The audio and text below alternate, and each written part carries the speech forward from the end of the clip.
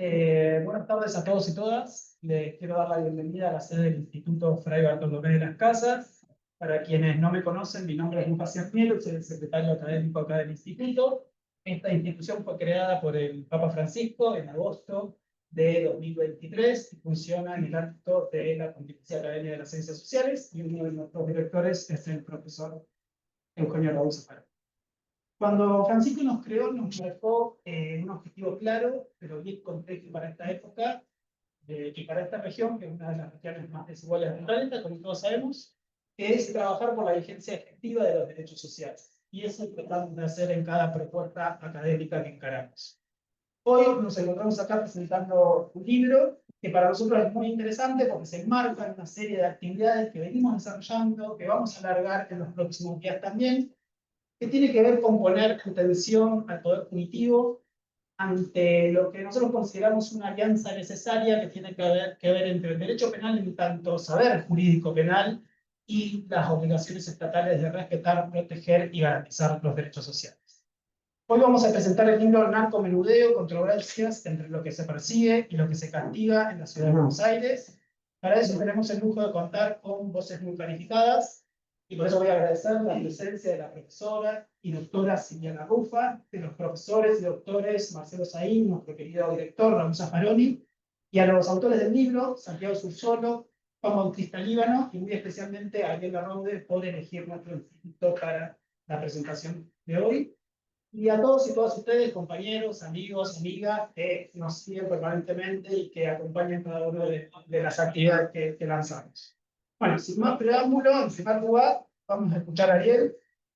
Ariel es abogado de la Universidad de Buenos Aires, es docente y consultor en política criminal, seguridad pública y ciudadana, es especialista en análisis criminal y geopolítica del crimen organizado, es el director de posgrado en política criminal y delitos complejos y del posgrado en narcotráfico de la Universidad de Buenos Aires.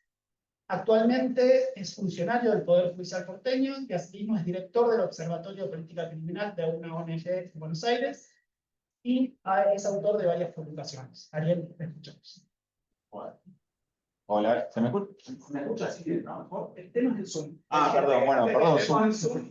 No sé. Hola, la cámara. No, bueno, para mí es un gusto estar aquí.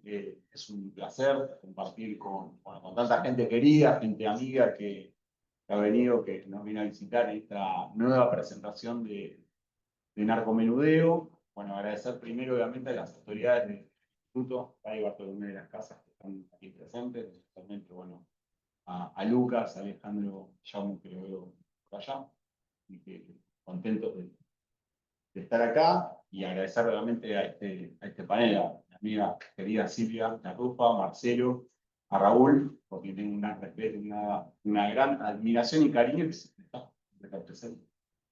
Así que agradecido también por dar esta charla acá en un barrio que lo llevo en el corazón, porque San Telmo, yo nací acá a 6 cuadras, en Chacabuco y San Juan, así que las calles me resultan conocidas y me parece importante. Creo que es la primera vez que hablo acá en San Telmo, así que nada, el barrio me ha receptado nuevamente. Bueno, yo voy a hablar poquito, obviamente la idea es después que los compañeros y compañeras se explayen, después invitarlo a Santi, invitarlo a Juan a reflexionar también un poco sobre por qué hicimos Narcomenudeo. Pero básicamente creo que el libro de lo que es una invitación a reflexionar, creo yo, los dos problemas medulares que tiene la política criminal en la Argentina en relación a lo que pasa con el narcotráfico en nuestro país. Y digo, dos problemas medulares de la política criminal en términos de cómo se organiza, desde dónde se dirigen las agencias penales del Estado, en razón de qué conflictos va a prevenir o qué conflictos intenta resolver, por lo menos a través de sus instrumentos represivos o punitivos. Yo creo que estos dos problemas medulares que tiene la Argentina con relación al narcotráfico y especialmente también a la cuestión del narcomenudeo es, en primer lugar, la diferencia, la falta de congruencia que hay entre el discurso y la práctica. Es decir, entre lo que se dice y aquello que realmente termina sucediendo, entre lo que se programa y después lo que termina ejecutándose, o en palabras del querido Papa Francisco, perdón, entre la idea y la realidad. ¿Sí? ¿Por qué? Pues si uno hace un recorrido histórico, se da cuenta que la Argentina, desde fines de los años 80, principios de los años 90, durante toda la década del 2000 y hasta acá, ha adscrito principalmente al discurso de guerra contra las drogas, que es esa imagen belicista de cómo resolver la problemática ligada a la comercialización de estupefacientes, al consumo de sustancias prohibidas, pero que sin embargo, ese discurso bélico de espectacularización de la política criminal, de fuertes operativos en el territorio, después no termina materializándose. Después vamos a ver por qué. Y esto principalmente porque la mayoría de los procedimientos que suceden en la Argentina no están vinculados a la prevención o represión de la comercialización, sino fundamentalmente a detener consumidores éticos. Me parece, creo que es uno de los temas fundamentales. Y dentro de este problema, que es quizá la disquisición o las diferencias que hay entre el discurso y la práctica, lo que sucede también en nuestro país es que esto ha sido un tema recurrente y transversal, es decir, sistemático en el sentido de que del 90 en adelante, la clase política, la clase dirigente argentina ha optado justamente por inmiscuirse en este discurso de guerra contra las drogas. Y ha sido transversal porque más allá de los gobiernos que han sucedido, lo han utilizado todas las baterías políticas, con sus más, con sus menos, etc. Pero si uno se pone a pensar, esa doctrina, el consenso de Washington, que viene a la Argentina, viene de los 80, principios de los 90, con el peronismo, con el PJ de Carlos Saúl Menem, después también hay una continuidad en la alianza, hay una continuidad, mal que nos pesa a nosotros, quizás los que estamos de este lado del Río Bravo, durante el kirchnerismo, con sus más, con sus menos, repito, hay una continuidad también en Juntos por el Cambio, una continuidad quizás en lo que fue el gobierno de Alberto Fernández, y hay una continuidad decidida en el gobierno de Javier Milei, ¿sí? Entonces, esta transversalidad justamente hace que aquellos que somos actores o actrices de la política criminal, tengamos la necesidad también de volver de alguna forma a rediscutir por qué está sucediendo esto o por qué, en definitiva, los cierres del Estado están directamente atravesados o alineados hacia complejidades de tipo menores, o por lo menos no tan conflictivas como es el caso de estos. El otro gran problema, identifica el libro, y me parece que también es una invitación a esta reflexión, es un proceso que hemos denominado con los compañeros como terciarización. Es un proceso donde la política criminal, y me animaría a decir, la política argentina, desde los 90 también en adelante, ha vuelto a terciarizar fuertes elementos que hacen quizás a la legitimidad propia del Estado. Es decir, la Argentina ha terciarizado, por ejemplo, su educación pública, ya no depende del Estado nacional, la primaria y, por ejemplo, la secundaria, sino que depende de las provincias. Ha terciarizado, es decir, terciarizado en el sentido de delegación del Estado a sus obligaciones primogénitas, ¿no? Digo, en ese sentido. Con la reforma del 94, por ejemplo, en todo caso Raúl nos corregirá, a tercerizar sus recursos naturales. Eventualmente, aquellos recursos naturales que se encuentren debajo del suelo de las provincias le corresponden a las provincias y no al Estado Nacional. Y también viene terciarizando fuertemente su política criminal, en este sentido, o particularmente en el caso de las drogas. ¿A partir de cuándo? A partir de la sanción, en el año 2005-2006, de la 26051, la ley de desfederalización de la persecución al narcomenudeo, que básicamente es la persecución y represión de los delitos de tenencia simple, tenencia para consumo personal y comercialización a baja escala de estupefacientes. Desde la sanción del 2005 de la ley 26052 hasta el día de la fecha, año 2016, es decir, 20 años de sanción, la Argentina actualmente está partida al medio. De 24 jurisdicciones, 12 han adscrito a la 26052 y otras 12 no. Es decir, se ha segmentado de manera poco clara, de manera poco eficiente o no estratégica la persecución al narcotráfico, llegando a absurdos rimbombantes como por ejemplo sucede hoy en la capital federal. Por ejemplo, para una misma base legal como es la 23737, la vieja ley de drogas, en la capital federal tenemos 4 jurisdicciones ante una misma problemática. ¿Qué quiero decir con esto? Por ejemplo, los homicidios que se suceden en el ámbito de la capital federal por disputas en la comercialización de estupefacientes o en ejercicio de esa disputa por el monopolio de la comercialización de estupefacientes se dirimen en la justicia nacional. El narcomenudeo se dirime en la justicia de la Ciudad de Buenos Aires, en la penal contravencional y de faltas. La justicia federal para los grandes cargamentos, los grandes tráficos de drogas, y la justicia penal económica para delitos de contrabando. Entonces, eso atenta a cualquier estrategia nacional a la hora de ponernos a pensar qué herramientas son las mejores, las más plausibles para intervenir en un fenómeno criminal que de por sí quizás es el más federal que tenemos. ¿Por qué? Porque la Argentina no es productora de drogas. En la Argentina no se producen estupefacientes. En todo caso, acá se los estiran, ¿sí? Los centros urbanos, este proceso de atomización que hubo del consumo y de la venta desde los 2000 en adelante. Entonces, un país que no produce estupefacientes, lo cual significa que la droga que se consume en Buenos Aires necesariamente entró por el norte del país, merece una mirada global, una mirada conglobante, justamente, y no una mirada atomizada donde cada provincia dirima cómo resolver las cuestiones relativas al narcotráfico intramuros o dentro de su propia jurisdicción, lejos de una mirada nacional. Es un llamamiento también en el sentido de que todo esto pasa, es decir, estos dos grandes problemas medulares de la política criminal, es decir, esta descoordinación entre el discurso y la práctica y esta terciarización de la política criminal que hay en la Argentina, se da en el marco de una ley totalmente vetusta y vieja que es la 23.735. La ley de drogas en Argentina, que nace en el año 89, al calor de lo que sucedía en Sudamérica, o en Latinoamérica, mejor dicho, en México, y en Colombia, fundamentalmente, donde corren realmente ríos de sangre.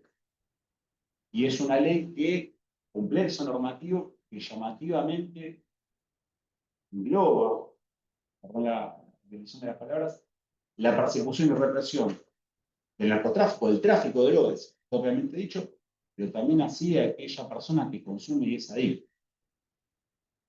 Y esto no, seguramente acá Raúl, Marcelo y Silvia coincidirán, con la serie de dificultades que tiene también la justicia nacional, justicia federal, pero hablo en los máximos niveles, la Corte Suprema, por el control difuso de sentencias que se tiene, que hace que no se pueda aplicar las resoluciones, como por ejemplo el fallo Arreola o el fallo Salvinín, que hace poco tiempo la Corte, que ha despenalizado la consumo de drogas, pero sirve para ese caso concreto. Entonces, yo quiero materializarle estos datos, por eso me traje anotado porque son muchos números, pero me gustaría compartir cuáles son las consecuencias de estos 20 años de legalización y estos casi 40 años de persecución o de discurso bélico contra las drogas. Por ejemplo, según los datos del SNIC, que es el Sistema Nacional de Información Criminal del Ministerio de Seguridad Nacional, desde el 2017, que es el año donde se empezó a registrar, hasta el 2024, en la Argentina hubo más de 500.000 procedimientos por infracción a la 23.737, la ley de drogas en nuestro país.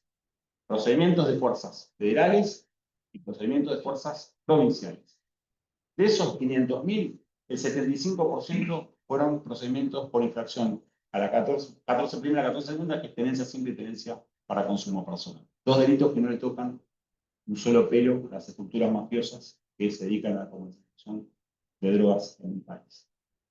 Otro dato importante, pese que si uno agarra, por ejemplo, las redes sociales del Ministerio de Seguridad de la Nación, y lo que ve son grandes procedimientos operativos con nombres graciosos y demás, de 125.000 personas privadas de la libertad que tiene la Argentina, estos datos del SNEP, el Sistema Nacional de Estadística de Ejecución de la Pena del Ministerio de Justicia de la Nación, 125.000 personas detenidas, 7.000 solamente están condenadas por infracción a la ley de drogas, es decir, solamente el 5% de las detenciones, de las condenas en el país, son por cuestiones relativas a la o infracciones a la ley de drogas. Asimismo, pese a esta mirada punitiva o pese a este discurso bélico que tenemos con las drogas, y pese a que la Argentina y sus provincias han desfederalizado la persecución a a la temática del narcomenudeo en 12 jurisdicciones del país, lo cierto es que el consumo aumentó de forma grandilocuente. Se consume mucha droga en la Argentina. Si uno ve los datos, por ejemplo, de la Cedronar del año 2011, de la tasa de prevalencia anual de consumo, daba que para cocaína en personas entre 16 y 65 años del 5%. 5% de toda la Argentina. Hoy estamos en el año 2022, que es el último censo que se hizo, estamos en el orden del 8%. En el caso de marihuana se pasó del 14 al 31. Y en un estado como el actual, muy celoso de los gastos y de las cuentas que lleva adelante, según los datos del Sistema Nacional de Información Criminal, el Estado Nacional gastó el año pasado más de 35.000 millones de pesos solamente en fuerzas federales en procedimientos materiales, en lo que el 70% de esos procedimientos son para perseguir adictos y consumidores. Entonces, hablando recién con Marcelo, como viene insistiendo ya del año pasado, y yo creo que no hay mucho margen para discutir. Hay un desafío en poder volver a discutir lo que va a ganar con seguramente con alguna segunda parte. Y yo creo que esa segunda parte, acá por encomienda de mi querido amigo Santiago, tiene que ir de la mano de las posibles soluciones a este problema, encontrar herramientas quizás que puedan mejorar por lo menos esta discrecionalidad en la cual se desenvuelve el sistema penal en la Argentina. Yo creo que la gran discusión que se debe, una de las grandes deudas de la democracia con el servicio penitenciario, sigue siendo la ley de drogas en nuestro país, con los alcances de la 2375. Yo creo que esa modificación tiene que ir de la mano necesariamente de la despenalización del consumo, algo que ya se viene discutiendo no solamente en América Latina, sino en todas partes del mundo. O sea, Uruguay, Brasil lo hizo hace poco, algunos estados de Estados Unidos, México tiene despenalizado por la más que también cierta cantidad de consumo. Me parece que ese es un desafío grande que tenemos en nuestro país y me parece que debe haber un consenso político de base que nos posibilite a discutir de lleno esta cuestión, que también debe ir acompañada de la derogación posiblemente de la 26052, de la ley de federalización, para que sea el Estado Nacional que deje de tercerizar y vuelva a asumir el mando y la planificación estratégica sobre qué hacer, principalmente con el comercio, ¿sí? No tanto quizás con lo que sucede con el consumo. Y esto va a ir de la mano, obviamente, a un proceso de refederalización que vuelve necesario, principalmente la justicia federal en la Argentina. Como le decía, principalmente por ser el delito de narcotráfico quizás el gran ordenador de la política criminal, por lo menos en el orden federal. Pero política,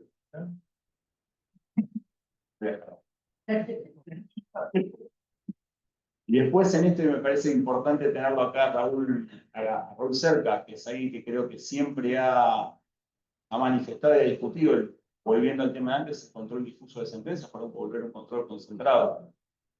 Creo que eso le haría bien a nuestro país, ordenaría, por lo menos de la palabra, o por lo menos de la sentencia, qué hacer para no caer justamente en estos fallos, que pese a que desde Arriola, Savini se despenaliza el consumo, todavía, no solamente en la capital federal, sino en otros lugares de Argentina, se sigue persiguiendo consumidores y adictos.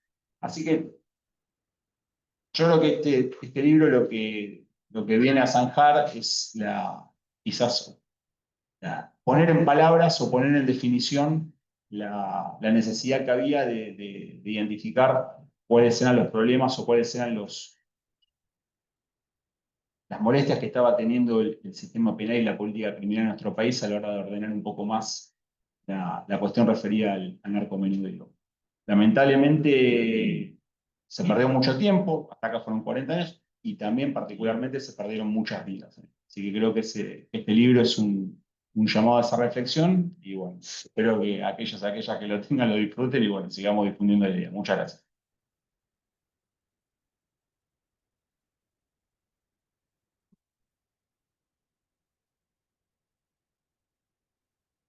Muchas gracias, Ariel. Ahora vamos a escuchar a Silvia Garrufa. Silvia es doctora en ciencia política y politóloga, también es docente universitaria. Actualmente se desempeña como secretaria ejecutiva de la presidencia de la Auditoría General de la Nación y dirige el área de seguridad del Instituto de Políticas Públicas para la Ciudad. Entre otros cargos públicos, fue secretaria de Articulación Federal de la Seguridad del Gobierno Nacional y subsecretaria de Planificación del Ministerio de Justicia y Seguridad de la Provincia de Buenos Aires. Como legisladora porteña, presidió la Comisión de Seguridad en momentos en que se sancionó la Ley de Seguridad Pública de la Ciudad de Buenos Aires y es autora de varias publicaciones, libros e investigaciones sobre instituciones políticas, seguridad, justicia y perspectiva de género. Silvia, te escuchamos. Muchas gracias a vos, gracias a los autores del libro por la invitación, obviamente en particular a Ariel, con quien venimos conversando sobre estas cuestiones, en particular sobre la política criminal en general y específicamente sobre la cuestión del narcotráfico y el narcomenudeo. Y además felicitarlos a Juan, a Santiago, a Ariel, no solo por la calidad de la publicación, sino por haber tenido la idea. Esta presentación estaba planificada, pero se da en un contexto determinado. Venimos de un mes donde, más allá de las habituales noticias sobre cuestiones vinculadas con el narcotráfico, nos vimos primero conmocionados socialmente por el triple narcofemicidio que sufrimos hace casi un mes y en estos últimos días por dejar tan crudamente al descubierto que una persona que está investigada por narcotráfico y cuya socia ya está condenada en los Estados Unidos por integrar una organización que facilita o facilitaría el narcotráfico en Estados Unidos, ha financiado la campaña electoral de un candidato y de una fuerza política. Y entonces, ese contexto para mí no es inocuo en esta presentación, porque seguramente ustedes habrán participado del mismo campeonato de Hable Sin Saber que tuve la desgracia, como el resto de la Argentina, de presenciar. Hable Sin Saber en los medios de comunicación, Hable Sin Saber muchas veces entre compañeros y amigos, que no suele tener tanto impacto, aunque esas conversaciones tienden a reproducir estereotipos y afirmaciones del sentido común, que termina siendo el menos común de los sentidos y legitimando después decisiones públicas. Pero realmente lo más preocupante desde mi perspectiva es que Hablemos Sin Saber muchas veces es el fundamento para la elaboración de una política pública o la presentación de un proyecto de ley. Y en ese sentido a mí me preocupa. Creo profundamente en la necesidad de políticas públicas basadas en la evidencia empírica, en general y obviamente en particular en las políticas de seguridad y en la política criminal específicamente.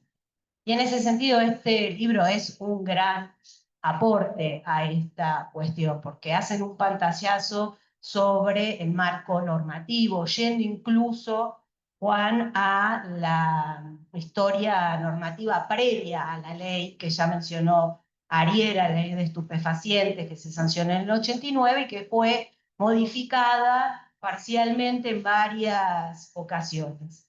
Y se reconoce también que fue ese debate el que dio lugar a la ley vigente de hace más de 35 años, la tenencia de estupefacientes para uso personal sea considerado un delito. Es decir, que en el origen la protección de la salud pública, de la salud individual de las personas, estaba vista como una conducta que podía ser tipificada en el Código Penal. Afortunadamente, varios años después, la Corte, a través de Arriola, como dijo Ariel, dice, no, momento, las acciones que no generan ningún riesgo para los demás y no son de conmoción pública, la propia Constitución ya dice que no pueden constituir delito. Pero el problema no es el debate sobre si quien consume es un delincuente o no es un delincuente, sino que entre Arriola y la admisión de la ley pasaron aproximadamente 15 años, un poquitito más, y eso le mateó a las fuerzas de seguridad. Y utilizan las federales y las provinciales que adhirieron a esa ley, aunque la adhesión empezó casi en paralelo con Arriola, o sea que ya la discusión jurídico-sociológica estaba saldada, a utilizar esa herramienta para profundizar el control territorial. Y entonces, a veces algo que en el mero discurso jurídico, algunos podemos decir, bueno, está claro que el que consume no es un delincuente, se utiliza política criminal con otros objetivos no dichos, que hay que ver si las y los decisores políticos están en condiciones o contestes con tratar de debilitar o incluso terminar definitivamente. El libro plantea parte del debate, tiene una posición, yo no lo voy a adelantar, Ariel es el autor, entonces ya les dijo varias cosas, yo espero que tanto mi presentación como la de Marceli, obviamente la de Raúl, los invite a todos a salir corriendo y leerlo, si no dormirse hasta que se termina la última página, pero efectivamente está muy bien planteado cuáles han sido y siguen siendo en la actualidad los debates sobre la ley. Y Ariela le adelantó algo que sí creo que debemos coincidir los cuatro, que es, bueno, 5 años, hay que modificar, ¿no? Porque la realidad criminal es diferente a la que había en 1989, entonces aparece como bastante, como en la primera evidencia. En otra reunión conversamos el libro recién salido de impresión, recordábamos que en el 2020 la Comisión del Senado de Seguridad y Lucha contra el Narcotráfico planteó a 30 años de la ley un debate con actores y expertos también respecto de la necesidad de modificar, y fue unánime el consenso político, por derecha, por izquierda, por el centro, justicia, poder ejecutivo, actores de la sociedad civil. Ahora, cuando se intentó plasmar eso en un despacho, seguimos con la misma ley vigente. Y a su vez, todavía hay actores políticos y sociales muy cercanos en nuestra identidad política que entienden que perseguir al que apenas vende, o, dicho concretamente, no legalizar del todo el consumo, es una herramienta para que la situación no explote. Y esos obstáculos de la política concreta también hay que tenerlo en cuenta. Es necesario que, además de politólogos, juristas hiperdestacados, actores del sistema, que es otro aporte que este libro tiene, no solo es de muy buena calidad académica, sino que está hecho por personas que conocen el ser, la práctica, y no solo opinan o describen el deber ser. Hay que sentar a la mesa a los sanitaristas, porque cuando nació con las dos miradas, aunque claramente para nosotros sea una norma punitiva. Pero por eso se crea la Cedronar también, porque era salud y era seguridad. Y eso está ahí latente, no es solamente un sector ideológico, el sector de la derecha, quien quiere mantener esta acción, sino que hay veces otros actores que ven como el pegamento, ahora el fentanilo, hacen tantos estragos en nuestros sectores más vulnerables que tienen miedo que perder esa herramienta sea peor el remedio que la enfermedad. Entonces, este trabajo, junto con otros, por supuesto, nos permiten correr la paja del trigo de forma tal de no repetir estereotipos, de no decir verdades que no existen, de ver con números, ahí Ariel daba cuenta de cómo es la prevalencia en el consumo, de cómo es el presupuesto. Sabemos que cuando una jurisdicción adhiere a la desfederalización, automáticamente o casi automáticamente crea nuevas instancias en el poder judicial, generalmente fiscalías especializadas, crea algún área especializada en la policía provincial y le da más recursos, y van a necesitar permanentemente actualizar, modernizar la logística, la tecnología utilizada, así que recursos que se podrían utilizar para otra cosa empiezan a utilizarse para perseguir el narcomenudeo. Y también, algo que alguna vez en la gestión lo conversé con Marcelo, esta cosa tan particular de que es el único delito que puede ser federal y ordinario al mismo tiempo. Es como si con el delito de trata dijéramos, si tenemos entre 1 y 5 víctimas, es competencia de la justicia ordinaria. Si hay 6 o más víctimas, entonces ya es federal. Además, la ley seguro que en la Argentina se hubiera escrito de 1 a 5, de 5 más, y si había 5 nos peleamos si es federal u ordinario, pero más allá de eso es impensable. Eso no quiere decir que per se mi posición sea contraria a la desfederalización, sino que, como refleja el libro, hay una circunstancia histórica particular de un distrito en especial, que es la provincia de Buenos Aires, la que dio lugar a esta reforma. Y entonces eso hay que tenerlo en cuenta, porque claro, hoy a la mañana daba clase de teoría política sobre la idea de ciudadanía diferenciada, ¿no? Que hay necesidad de que algunos grupos, para ser iguales, tengan políticas públicas específicas. Y obviamente que no le vamos a dar un estatus jurídico diferente a la provincia de Buenos Aires, pero es casi un país en sí, por extensión territorial, por diversidad geográfica, climatológica, por diversidad económica y, por supuesto, por la dificultad de la criminalidad, porque no es lo mismo el conurbano que ir al interior, o alguna de las grandes 7 ciudades que tienen el interior, la provincia de Buenos Aires. Entonces uno puede entender que haya sido la provincia quien lo impulsara, que haya sido la primera provincia que adhiriera y que durante muchos años no hubiera otra que haya pensado, che, yo necesito de este instrumento. Sin embargo, como dijo Ariel, estamos en la mitad del país. Y en eso él dio cuenta de la información que tiene el SNCC. Y la primera mirada que hacemos todos los que nos gusta el tema es, che, ¿cómo el 75% de las causas son tenencia para uso personal si ya está declarado inconstitucional desde Arriola 2005-2006 para acá?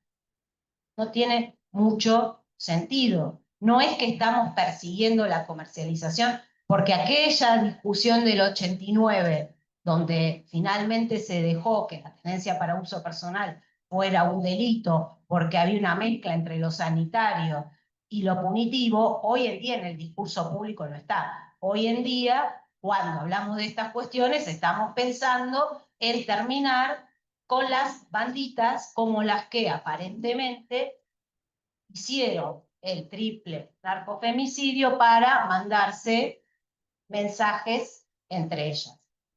Banditas, no carteles. Eso también hay que entenderlo. Y entonces, ahí volvemos sobre esta cuestión de si se hizo en un contexto determinado, por una situación de una jurisdicción muy particular, ¿qué pasa ahora? Y más allá de lo que se ve en la ciudad de Buenos Aires, que no cambia mucho el patrón, más tiene un poco menos de causas por tenencia para uso personal, pero en el fondo, al menos cuando nos va muy bien y queremos mirarlo con alegría todos los datos, al menos 1 de cada 2 causas son por tenencia para uso personal, en cualquier lugar del país que miremos. Y la comercialización no llega al 10-12% del total de las causas. Entonces, para mí hay otro factor que el libro lo toca de costado, pero lo quiero dejar, y con esto sí cerrar para que hablen mis compañeros, más allá del contexto que refleja el libro sobre la situación específica de la provincia de Buenos Aires, también vale decir que la desfederalización se promovió en un momento en el que el sistema federal era mixto, mucho más inquisitorio que acusatorio. Y entonces, aunque nuestra preocupación tiene mucho más que ver con cómo se performatean las fuerzas de seguridad, también es cierto que, espero que no haya ningún juez federal presente, que la justicia federal muchas veces estaba demasiado lejos de su comunidad e incluso de los gobiernos provinciales. Pero estamos atravesando un proceso de implantación del sistema acusatorio a nivel federal. Cuando Ariel y Juan y Santiago presentaron por primera vez el libro, el proceso estaba bastante avanzado, pero todavía no estaba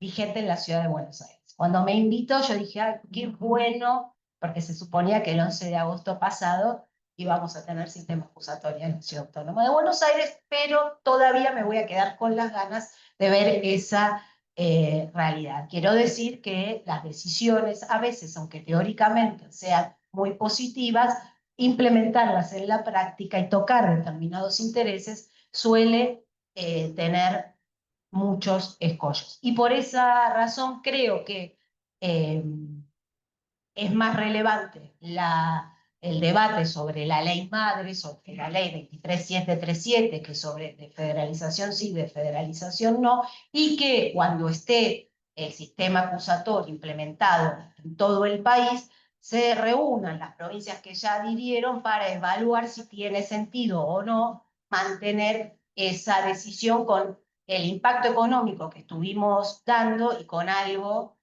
que todos ustedes seguramente saben, pero que es el aumento de la población carcelaria de todos los sistemas provinciales que han adherido a la ley y el impacto que eso significa. Entonces, ahí hay un incentivo para empezar a discutir esto. Pero creo que el contexto va a ser sistema acusatorio implementado a nivel federal, del norte a sur y del este al oeste. Solamente voy a cerrar con un párrafo final de las conclusiones que resume ya un poco lo que dijo Ariel, pero que quiero compartirlos para ver si de verdad logro que salgan con muchas ganas de leer la publicación. Es inobjetable, dicen los autores, que el sistema de persecución al narcotráfico en la Argentina y en la ciudad de Buenos Aires, sea federal o local, hasta ahora no ha conseguido resultados óptimos. Sin embargo, el mayor de los fracasos no está ligado a la punición de todas las estructuras criminales dedicadas a este flagelo, sino haber estigmatizado y dejado sin contención sanitaria a las víctimas de la adicción. Para hablar con conocimiento, las y los invito a leer Narcomenudeo. Muchas gracias.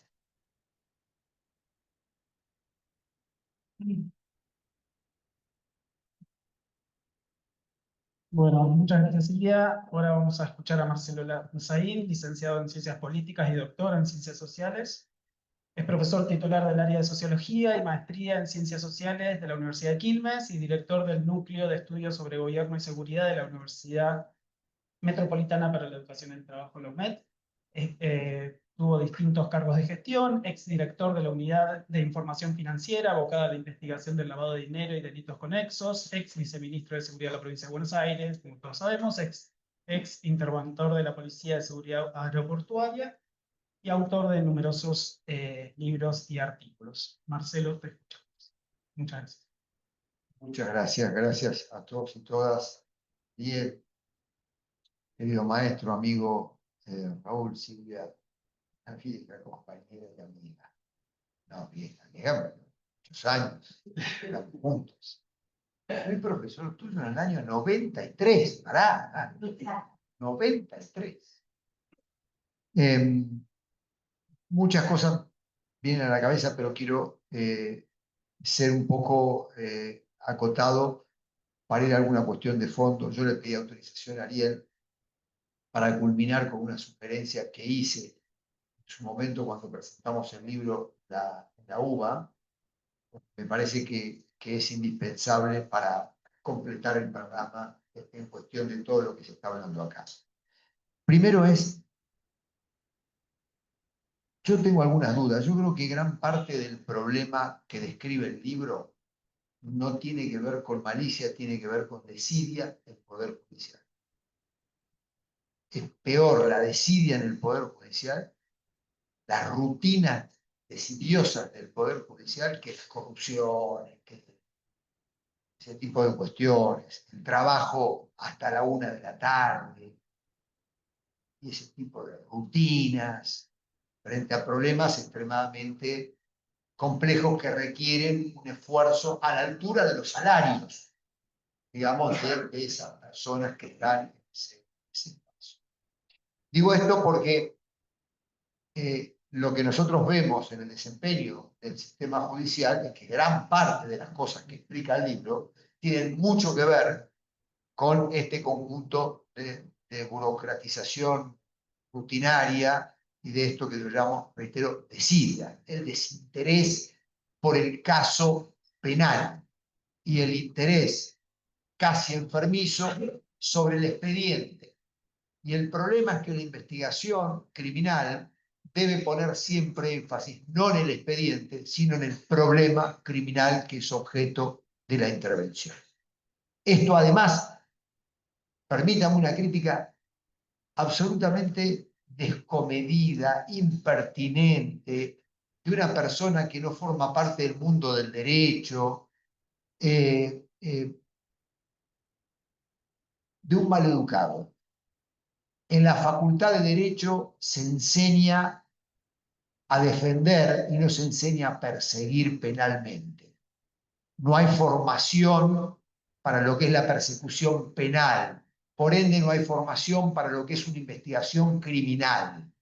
Todos somos defensores, todos estamos precavidos acerca de lo que son el cuidado de las garantías, etcétera, etcétera. Como si uno cuando plantease una estrategia eficiente de persecución penal está planteando y postulando la violación de todas las garantías constitucionales al respecto. Y eso no es así. Entonces, una primera observación tiene que ver con eso, con la importancia que tiene que tener para mí la estrategia de construcción del caso penal. La construcción del caso penal es una técnica que creo que nos enseña en el ámbito de las universidades y que tiene que ver cómo es que uno puede ir con la información que se va recabando, construyendo una hipótesis que permita formular cargos, pensando siempre en la defensa, con la matriz de garantía al costado, con las normas procesales de alguna manera, pero poniendo énfasis fundamentalmente en la problemática criminal. Es sorprendente, en la Facultad de Derecho no hay materias de criminología dadas por sociólogos. Los criminólogos en derecho son abogados. La criminología enseñada por abogados es muy diferente a la criminología enseñada por cientistas sociales, porque son cosas muy diferentes, sin desmerecer. El problema criminal es un problema severo, es un problema que requiere toda una expertise muy diferente, y particularmente en materia de narcotráfico. Un segundo punto que yo quiero señalar está muy bien lo que dijo Silvia. Esto de las competencias son problemas jurisdiccionales. A ver, en Rosario se llevaron a cabo las dos más grandes investigaciones de los dos grandes grupos que se disputaron durante 10 años el mercado de drogas a los tiros. El grupo de los moros, por un lado, el grupo del clan Alvarado, que era mucho más sofisticado. Dos grupos dedicados al narcotráfico, y sin embargo la persecución penal y las condenas de ambos grupos fue por la justicia ordinaria, por asociación ilícita, por extorsiones, por homicidios. Cuando aparecía droga, la segunda investigación, yo fui el jefe de la policía judicial y yo fui el que construyó el caso penal, porque los fiscales que llevaron adelante esa investigación no sabían construir un caso penal. habían hecho la causa de los moros sobre la base de homicidios. Yo les dije, acá hay dinero, hay que perseguir el dinero, hay que mirar el dinero, acá hay protección estatal, hay que mirar la protección estatal, acá hay narcotráfico como actividad fundamental, pero quédense tranquilos, miren, los jueces federales de Rosario son todos vagos, con lo cual, en cuanto aparezcan 10 gramos de cocaína, le damos el informe, quédense tranquilos que nunca van a pedir la competencia de toda la banda porque no quieren laburar. Dicho y hecho, nosotros seguimos con toda la investigación, menos con esos 10 gramitos de cocaína. Yo invito a que ustedes vean la sentencia condenatoria en el caso Alvarado, y ahí van a ver la estructura criminal de Alvarado, la estructura económica del clan Alvarado, el sistema de protección policial con el correlato político. Todo el sistema policial de Alvarado apuntaba a un señor que se llama Armando Traferri, hoy jefe político del peronismo.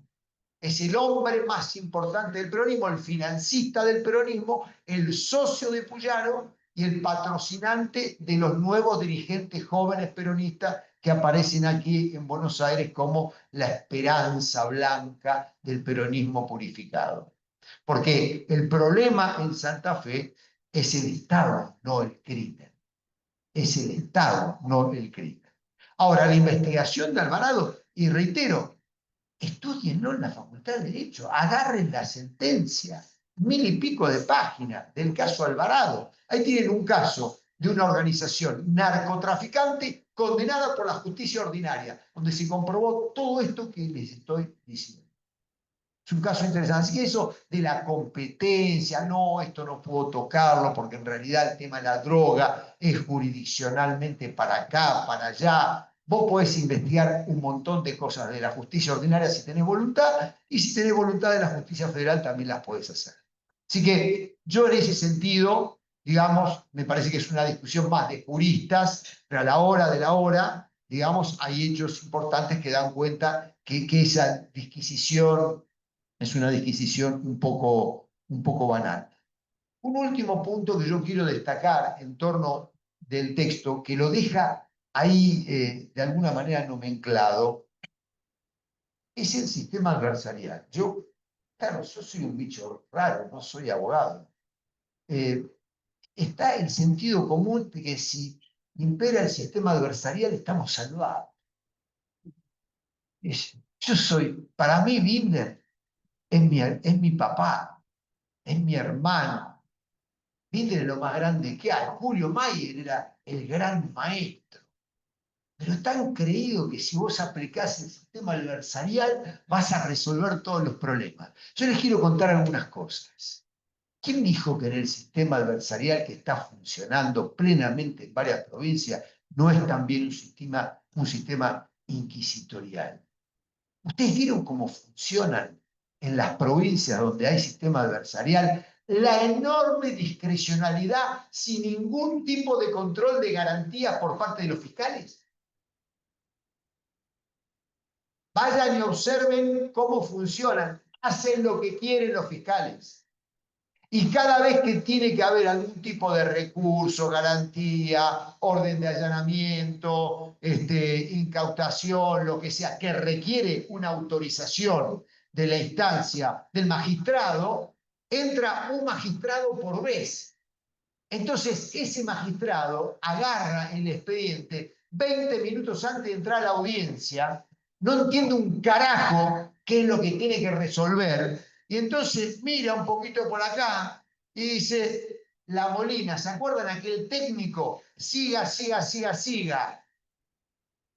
Y a mí me quieren hacer creer que este sistema no es inquisitorial.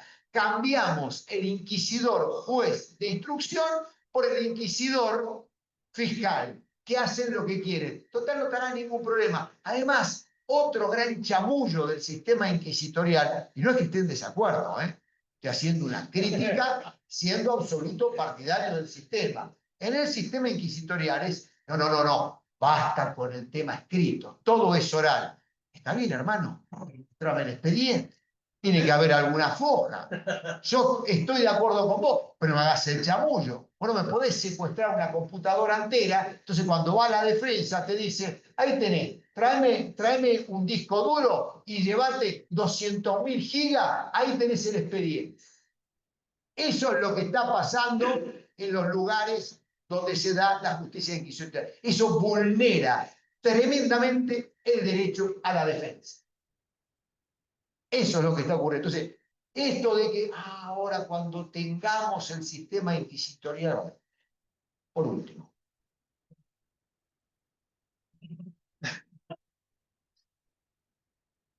¿qué es el crimen organizado? ¿De qué estamos hablando? Estamos hablando de narcomenudeo, pero estamos hablando de narcotráfico. El problema es, este libro es un libro maravilloso porque lo que te muestra es cómo funciona el sistema. Pero este sistema funciona así, porque hay una decisión política en la Argentina, una decisión institucional de todos, de que no se investigue nada que no sea narcomenudeo. Porque cuando vos investigás organizaciones criminales, vas a investigar estructuras complejas vinculadas al narcotráfico. Las estructuras económicas, no necesariamente de lavado. Ustedes saben que hay fiscalidad muy endeble en la Argentina. La verdad es que si yo en un búnker gano 10 palos por fin de semana por un búnker o un sistema de delivery, ¿para qué carajo voy a iniciar una operación de lavado de dinero si la puedo usar directamente? Es más, pierdo 20% y además dejo un montón de indicios como para que me persigan. Hago uso directo del dinero y punto. Pero tenés todo un andamiaje de economía criminal muy importante. Yo investigué, yo fui jefe de la policía judicial. Para nosotros mucho más importante era no la detención de las personas, el secuestro del teléfono. Porque una vez que extraíamos toda la información de ahí, hacíamos torta Rogel con dulce de leche.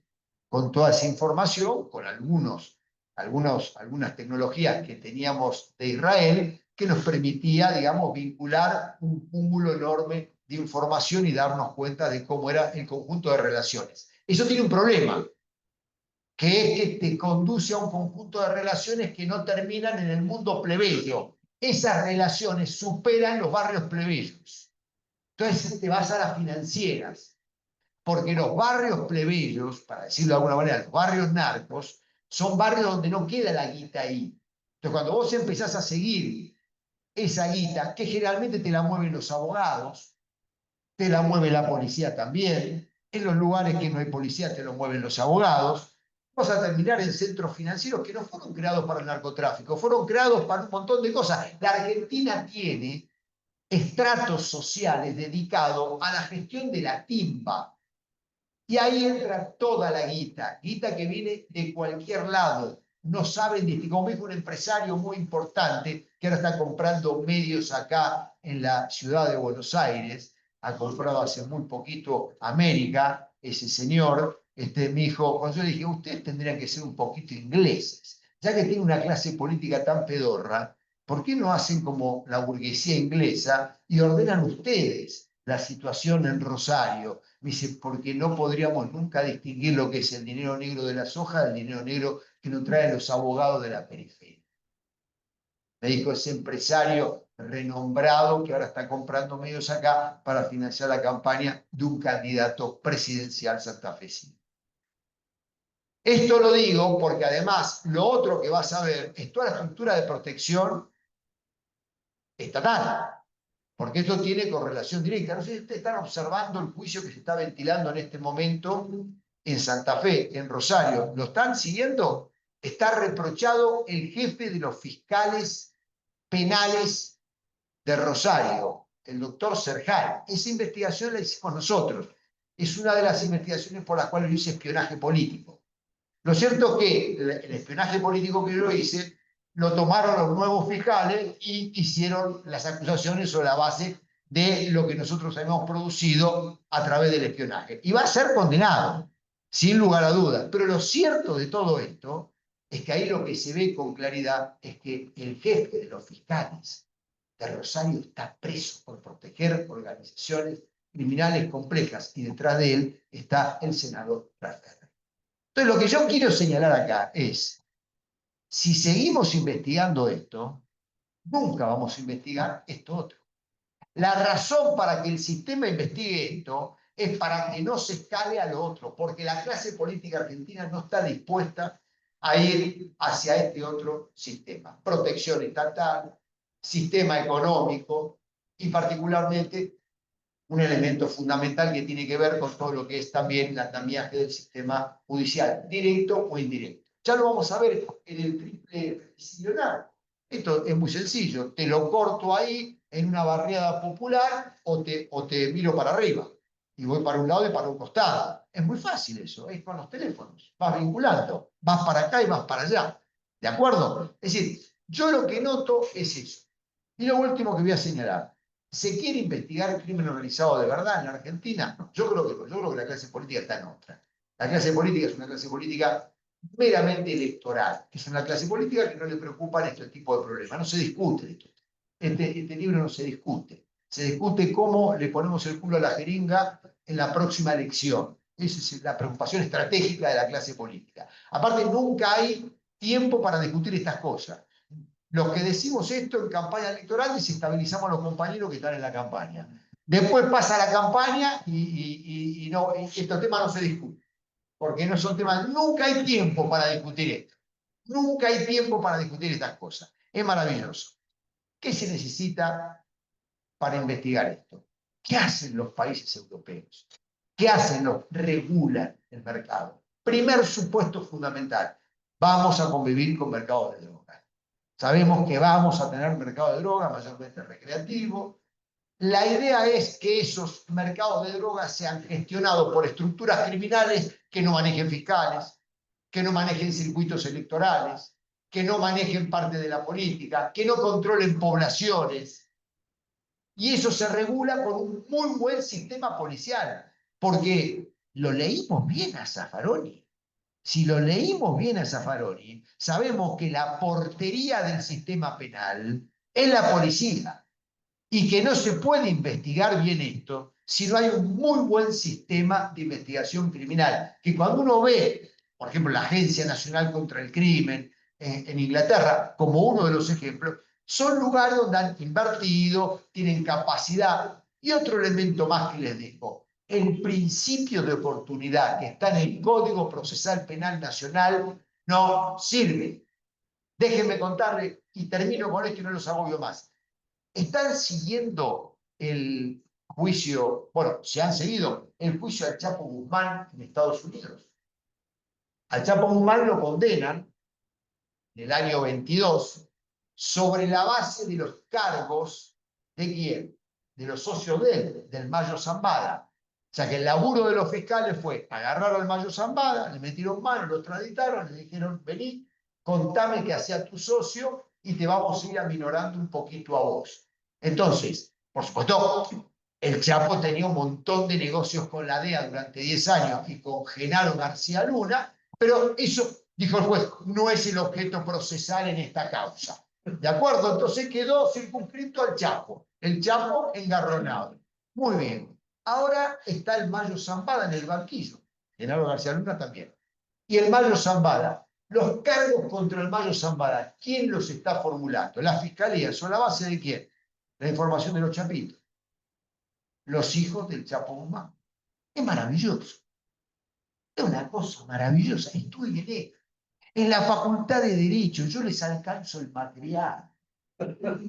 Estudien esto, cuéntenme. Y me dijo un senador en Uruguay el otro día que fui a una conferencia, me dice, no tenemos un sistema como el norteamericano. Me van a decir, usted está en pedo. No entiende nada. No, a ver, principio de oportunidad. Tenemos que discutir estas cosas. ¿Hasta dónde el principio de oportunidad? ¿Con qué control de legalidad? La persecución penal. El sistema penal es retributivo. Basta esa cosa filosófica, la prevención general, la prevención particular, esas cosas humanistas que tenemos, lo que tenemos a cosas, me da pudor decir de que es pura venganza. La hiciste y te la vamos a hacer pagar, hermano. No hay ninguna prevención y no hay nada que no sea venganza. asumamos ese rol y hagamos las cosas con el mejor criterio posible en el sentido de tratar de hacer un sistema más o menos tolerable con un nivel de crimen que sea tolerable. Yo te invito, Ariel, hay que escribir este segundo libro. Te lo digo ya por segunda vez. Tenemos que escribir este segundo libro. Tenemos que hacer este segundo. ¿Por qué el sistema no investiga esta cosa? Muchas gracias.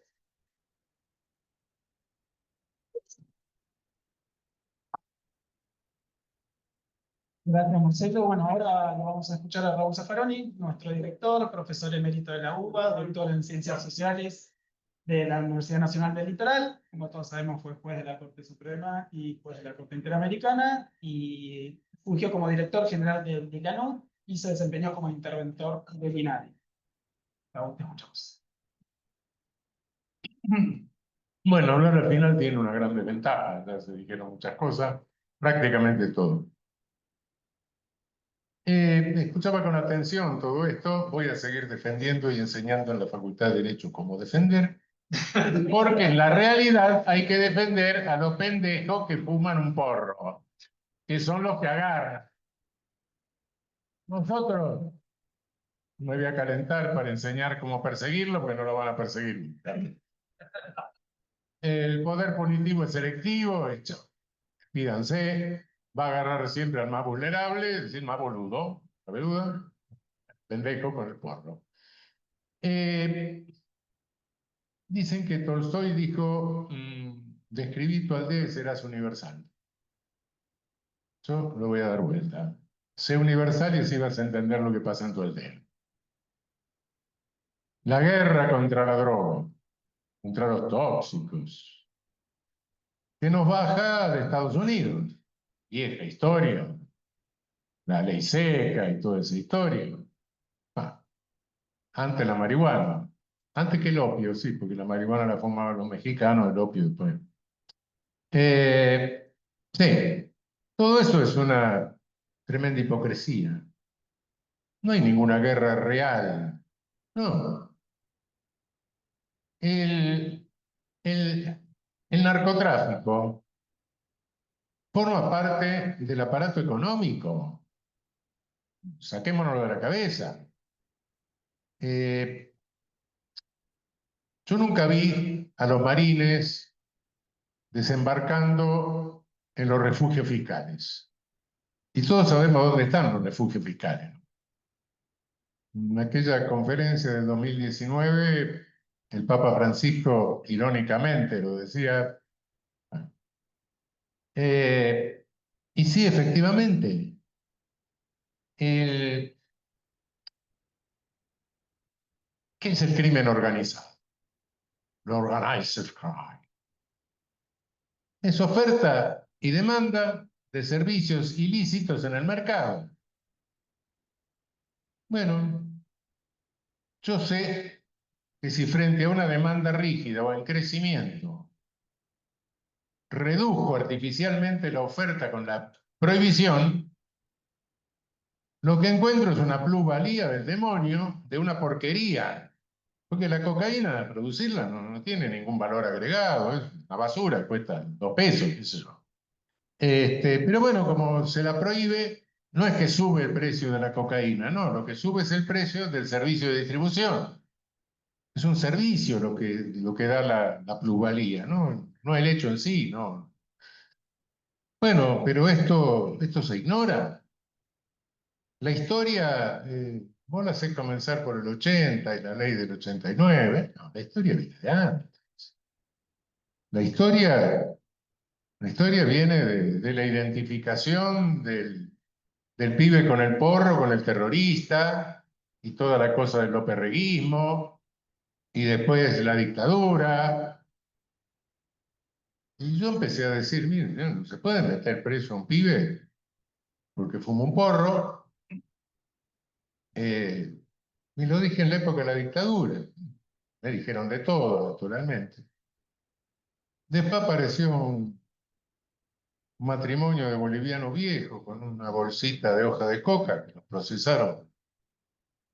Me miraban los bolivianos, 70 años. Sí, eso fueron los años 70, antes de... En la ley están sacadas las hojas de coca por el escándalo que se armó, claro. Y realmente, claro, hoy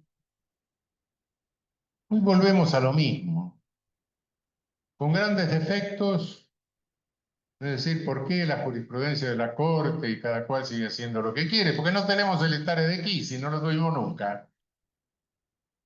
Copiamos el sistema norteamericano, pero la jurisprudencia constitucional de nuestro máximo tribunal no es obligatoria. Entonces, ¿para qué sirve el control de constitucionalidad? Para que no se le aplique en el caso después de 10 años de trámite. Por supuesto, tampoco tenemos casación nacional, ¿no? Entonces, la ley nacional tiene 25 interpretaciones posibles y abre cualquier campo de arbitrariedad sin decir barbaridades, ¿eh? Sin decir atrocidades jurídicas. ¿Me gusta o no me gusta la cara del que tengo adelante? Decido si lo voy a condenar o lo voy a absolver. Y para hacerlo bajo el librito de Sanchinetti o el librito de Zaffaroni.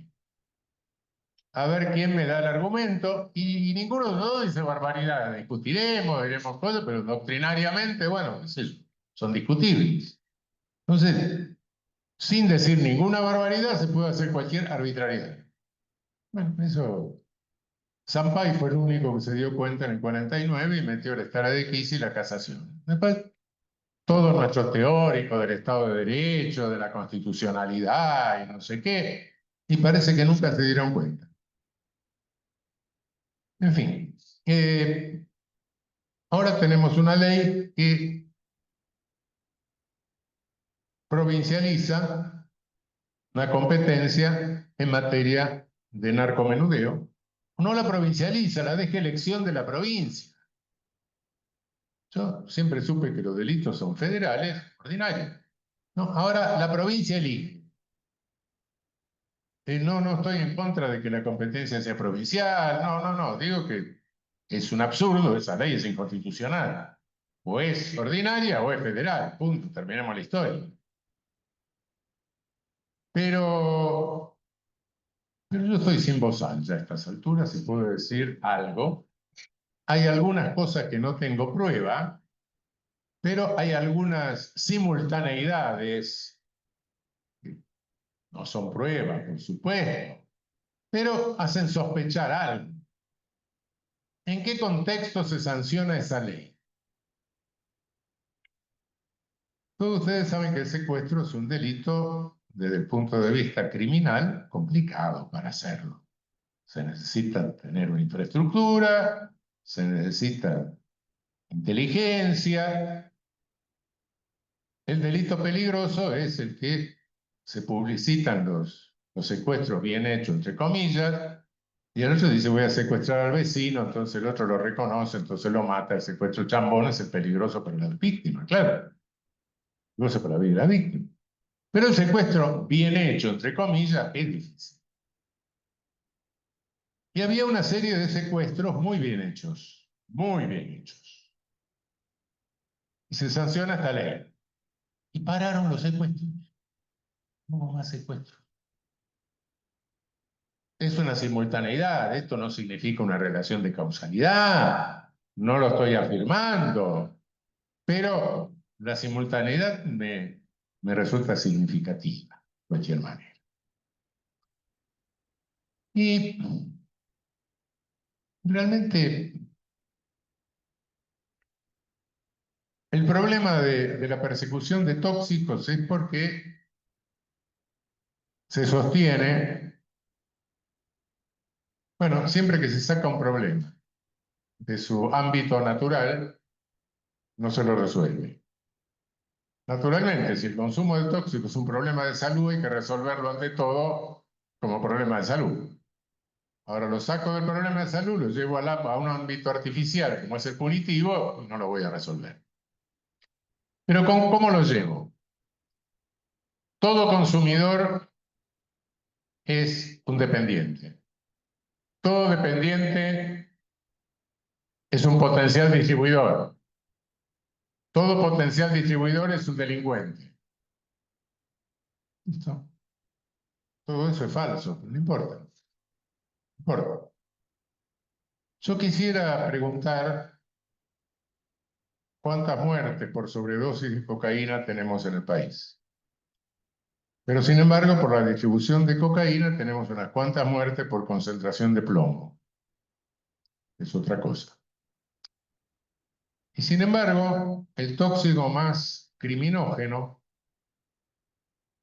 pasa desapercibido, que es el alcohol. Yo no sé, no tengo números, pero me pasaron expedientes por la mano, miles. Puedo haber encontrado alguno dado vuelta con cocaína, que es un raíz, que hace una cosa. Alguno. Creo que uno, dudo si dos. Con alcohol todos los días. Y no es necesario que el sujeto sea dependiente. Basta con que se agarre una intoxicación aguda. Había una provincia, no la voy a decir porque estaría estigmatizando. Cada vez que nos reuníamos con los letrados, esto viene de tal lado. Ah, puñalada en el boliche. Sí. Bueno, sí.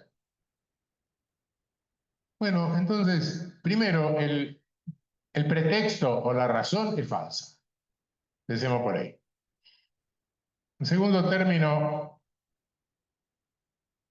nuestra América Latina. Por suerte no somos productores. Por suerte.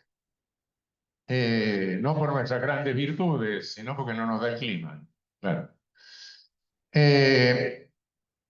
No estamos en la peor posición debido a eso, a que la naturaleza nos premió con eso. Pero los otros países están peor. Es horrible lo que sucede. México tiene 100 y pico mil desaparecidos. La irresponsabilidad de un presidente medio borracho que tuvieron hizo que los homicidios saltaran así. Y he tenido que escuchar en un congreso un sujeto analizaba las estadísticas así, no sé qué funcionario era, que dice, estamos bien porque ahora los homicidios se amesetaron. Se amesetaron 26 por 100.000 al año. Es una cifra bélica, ¿de qué me está hablando? En fin, afortunadamente no tenemos, nos salva eso, pero de cualquier manera me pregunto, si hay alguien que distribuye, no decir en el mínimo, y si hay alguien que va a comprar, es porque sabe dónde se distribuye, ¿no?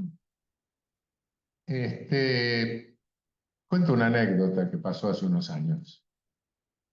Un día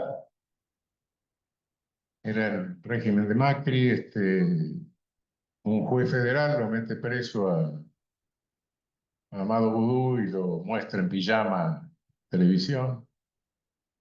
Y a la tarde voy a participar en una mesa redonda en el Senado y a la madrugada queman un auto enfrente de mi casa. Y todo bien.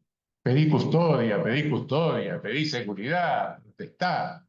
Yo, digo, primero que me llama un poco la atención. Segundo, si muestro miedo va a ser peor. Tercero, no estoy muy seguro. Y después, bueno, con ese servicio de inteligencia barrial que siempre existe, me entero que el auto pertenecía a una señorita que distribuía cocaína y se había quedado con un vuelto. No tenía nada que ver con la circunstancia. De modo que todos sabemos dónde se vende. Bueno, y se sigue vendiendo. ¿Qué es lo que pasa?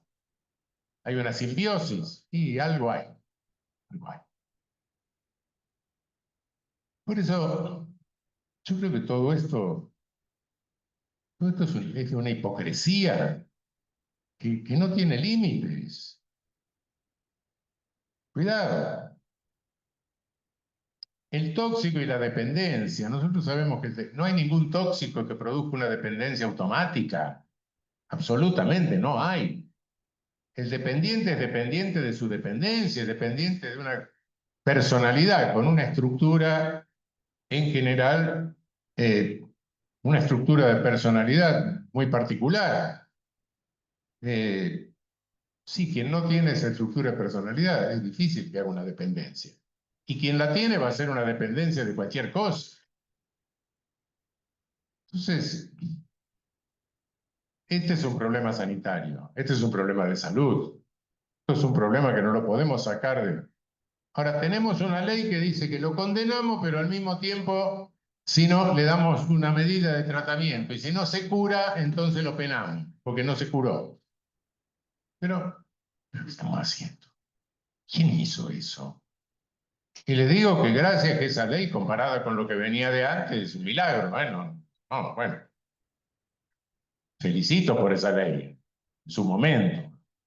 Pero bueno, pero no deja de ser una exorbitancia, no deja de ser un absurdo. Y nadie se da cuenta de esto. No, parece que no. Parece que nadie se percata. Y entonces resulta que el coso J, no sé qué, ahora es el dueño del cártel, no, qué sé yo, puede ser un adolescente o un jovencito psicópata, qué sé yo, no, pero cuidado, estas son banditas locales que operan en los barrios, que se sabe. No es que tengo que desarmar el cártel del Golfo. En fin, tampoco pensemos, ¿cierto?, que con el proceso acusatorio vamos a resolver todo. No. El proceso acusatorio, si me lo preguntan en abstracto, claro, es mejor que el inquisitorio, eso no hay la menor duda. Pero en la práctica, lo que ha sucedido, y eso soy testigo de eso desde hace más de 30 años, USAID, la cooperación norteamericana, empezó a poner dinero en toda América para promover reformas procesales y códigos acusatorios. Y los códigos se hicieron, pero se hicieron por correspondencia. Un código penal se puede reformar y se puede poner cualquier cosa en el código penal, total es gratis. Y si no, fíjense lo que pasa desde el 2000 hasta hoy con nuestro código, ya no existe. El código procesal no, el código procesal necesita tener una infraestructura para que funcione. Para lo cual necesito saber qué universo de conflictividad quiero procesar para saber qué estructura necesito.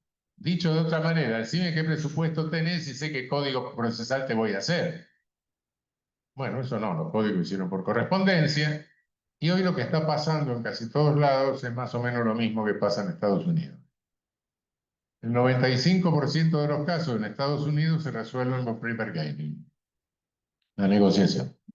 Lo que se llama acá el proceso que conviene, porque debo confesarle que una de las funciones más aburridas es ser juez del tribunal de juicio oral, ¿no? Uno tiene que estar ahí, no puede leer el diario, no puede hablar con el que está al lado, la cara, horas, escuchar que el defensor dice, no, porque quiero que lean este documento, 30 páginas. Por otra parte, el fiscal tiene que estudiar el caso, pues, acusación, claro. Entonces, es mejor ahorremos tiempo y también a veces para el procesado, ¿no? Bueno, carga un cacho. Entonces, estamos cambiando realmente el alto número de presos en prisión preventiva, que es un 50% que tenemos en América Latina, es decir, presos sin condena, lo estamos cambiando por condenados sin juicio. El juicio pasa a ser una negociación de mostrador de boliche. Bueno, si te compro 3 metros me hace un descuento. Bueno, esa es la realidad que estamos viviendo. Por eso, puedo decir que enseñemos, no, tenemos que enseñar a defender. Porque esto realmente, sí, lo que vos decís es cierto, tenemos que hacer una cosa, pero no se va a hacer. No se va a hacer porque hay una estructura de poder que excede a lo local, a lo barrial, a lo de la ciudad y a lo nacional, que es una estructura de poder transnacional que forma parte de un aparato, de una economía financiarizada que se convirtió en la mayor expresión del crimen organizado. Bueno, entonces, no soñemos con que vamos a hacer eso. El poder punitivo, yo repito siempre lo del viejo Tobías Barreto en Brasil en el siglo XIX. El poder punitivo, la pena, no se preocupen en justificar la pena. Con toda esa teoría, qué sé yo, la prevención general, especial, cosas. Macana, eso no es cierto. Eso elijo de todas las teorías de la pena que se me ocurre, una, no me doy cuenta que estoy eligiendo un modelo de Estado también, porque a cada teoría de la pena corresponde un modelo de Estado, y tampoco me doy cuenta de que eso presupone una antropología o filosófica, un concepto de ser humano. Bueno, no, mezclo todo y escribo un tratado de derecho penal, donde hago retribución, prevención general, prevención especial, positiva, negativa, tiene que hacer crecer el pelo, cura el dolor de cabeza, debe hacer eso. No porque lo haga, no le pongo ningún dato de realidad, sino que se me ocurre hacer un proyecto que se lo tiro al juez para que haga sentencia sobre una realidad, no sobre la realidad que a mí se me ocurre. Entonces estamos imaginando estados, hay una imaginería penal que no tiene límite, ¿no? Imaginamos funciones de la pena, imaginamos estados que no existen, mezclamos filosofías incompatibles, y bueno, así estamos, claro. No, creo que lo mejor es decir, como decía Barreto, mire, el que quiera legitimar la pena, si es que ya no lo hizo, tendrá antes que legitimar la guerra. Y las dos cosas van juntas, no nos equivoquemos. El poder punitivo tiene inmensas funciones como un puro hecho de poder que es. No sabemos todas ni nadie la va a saber nunca. Pero hay una que es verticalizar la sociedad. El poder punitivo no resuelve el conflicto. Bueno, ¿qué conflicto resuelve en un homicidio? El tipo se murió, listo. Es venganza, sí. Sí, pero la venganza no es racional. Que haya que canalizar la venganza, que se entienda que hay un sentimiento de venganza en la sociedad, sí, es posible. Pero la respuesta es una respuesta vindicativa. Sí. Bueno, hay respuestas vindicativas más racionales. Si alguien mata a otro hay que hacer algo, sí, claro. Si está el pibe en la terraza con el porro, es otra cosa, claro. Pero sí tengo que enseñar a defender al pibe con el porro. Porque miro cuál es el resultado del ejercicio del poder punitivo y me doy cuenta de que las cárceles están llenas de idiotas. Son los delincuentes menos inteligentes. Sí, hay un 10%, más o menos, de patibularios, están más cerca del manicomio que de la cárcel. El resto lo sabemos quiénes son. Entonces, qué sé yo, sí, pero por eso la hipocresía es mayor en cuanto a la guerra con el delito, ¿eh? Que esto forma parte, esto es un colmo donde vemos la cosa mucho más clara, la puedo mostrar mucho más clara. Pero después guerra al delito, y la guerra al delito la hacen contra estos tipos nada más. La guerra al delito la hacen contra los líderes políticos,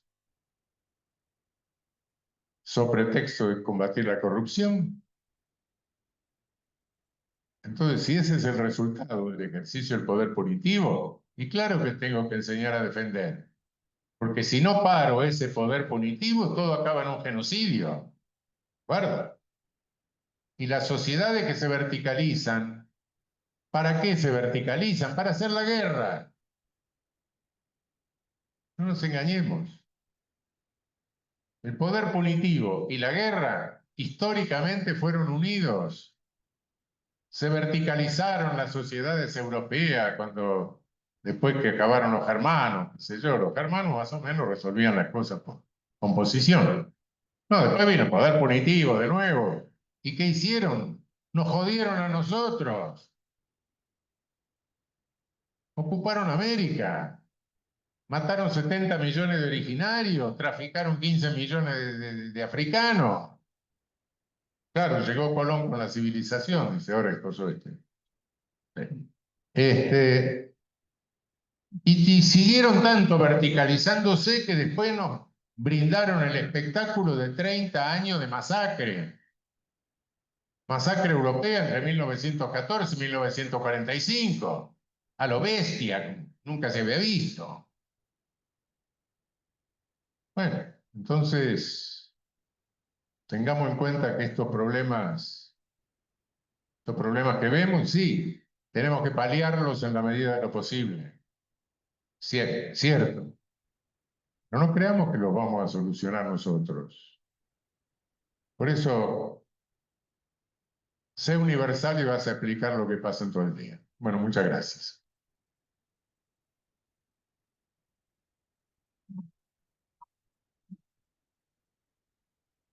Bueno, quería aprovechar para invitarlos a todos y todas a unas jornadas el 30 de octubre que tiene mucho que ver con lo que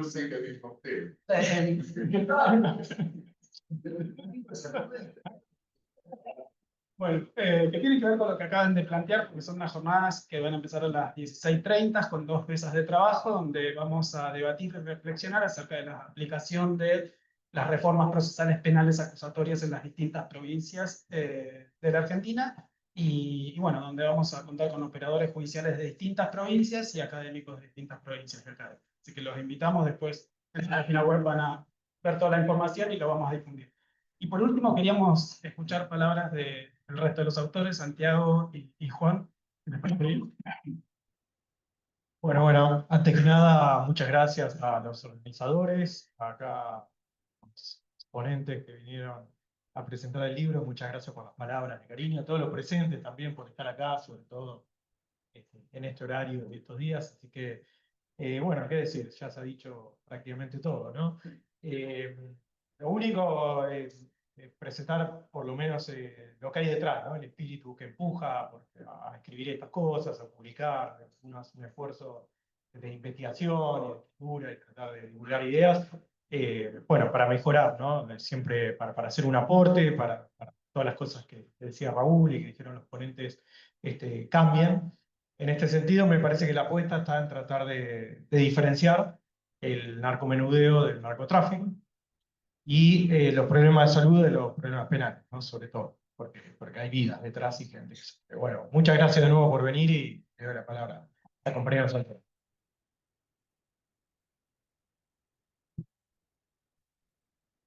Bueno, gracias a todos los que vinieron, a los amigos, amigas que vinieron a compartir, a las familias, nos apoyan siempre, a los escritores, a Silvia, a José, a Raúl. Gracias a Ariel, que fue el padre de la criatura y nos invitó a participar. Gracias. Bueno, hay un conjunto de cosas que me encantaría poder discutir con todos y cada uno. Sí, me sembró un montón de cuestiones, pero lo más importante es esa voz lo puedas convencer aquí, después de un año, de que empecemos a trabajar la segunda parte con las posibles soluciones. Bueno, soluciones para no salir a meter preso al pibe con el porrito, que es en definitiva lo que está abundando en los tribunales y lo que se lleva gran parte de los presupuestos de las provincias que desfallezaron en los últimos tiempos. Fuera de esto, muchísimas gracias a todos, gracias por venir.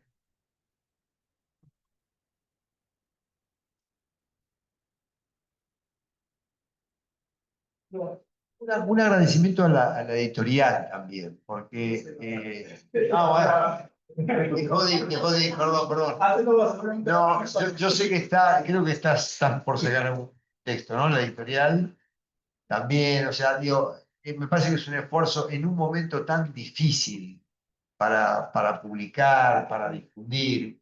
Me parece que es un compromiso, no sé si hay alguien de la editorial aquí, pero mis felicitaciones y, bueno, muy agradecido, ¿no? Puedan hacer eso. No, todo bien, era justo lo que iba a hacer desde el Instituto en Fray Bartolomé. Muchas gracias a la editorial por acompañarnos hoy. Bueno, solamente resta agradecerle a todos ustedes y a las personas que estuvieron por Zoom, acompañarnos en todas las iniciativas que presentamos. Muchas gracias.